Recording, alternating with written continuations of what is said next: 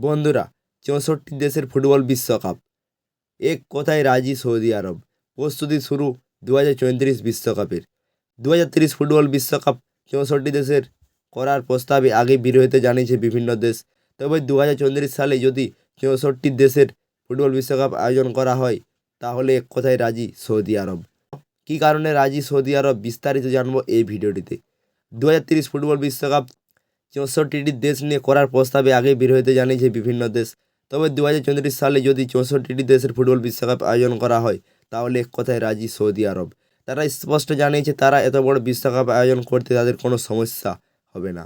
পরের বছর থেকে ফুটবল বিশ্বকাপের দেশে সংখ্যা 32 থেকে 48 হচ্ছে।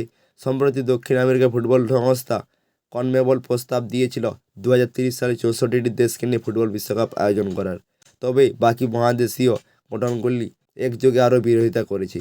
তবে সৌদি আরবকে যদি ৬৪ দেশের বিশ্বকাপ আয়োজন করতে হয়, তাহলে তাদের কোনো সমস্যা নেই। সে দেশের রাজা আবদুল লাজিজ বিন তুর্কি আল ফয়সাল বলেছেন, আমরা তৈরি হয়ে যাব যদি ফিফা সেরকম সিদ্ধান্ত নেয় এবং মনে করে সেটা সবার জন্য ভালো হবে, তাহলে আমরা আয়োজন করার জন্য তৈরি। গত ডিসেম্বরে সৌদি আরবকে 2034 ফুটবল বিশ্বকাপের আয়োজনের দায়িত্ব দেয় ফিফা। আর কোনো দেশ লড়াই ছিল না। তবে মানবাধিকার সংগঠনগুলি প্রতিবাদ জানিয়েছে। কাতার বিশ্বকাপে যেভাবে অভিবাসী শ্রমিকদের মৃত্যু ঘিরে বারবার বিতর্ক হয়েছে, সেই জিনিস সৌদি আরবও দেখা যেতে পারে বলে মনে হয় তাদের। তবে সৌদি আরব জানিয়েছে নতুন পরিকাঠামো তৈরির সময় ফিফার সঙ্গে যোগাযোগ রাখা হবে। কাতারের প্রতিনিধিদের সঙ্গে কথা বলে সেখান থেকে সাহায্য নেওয়া হবে।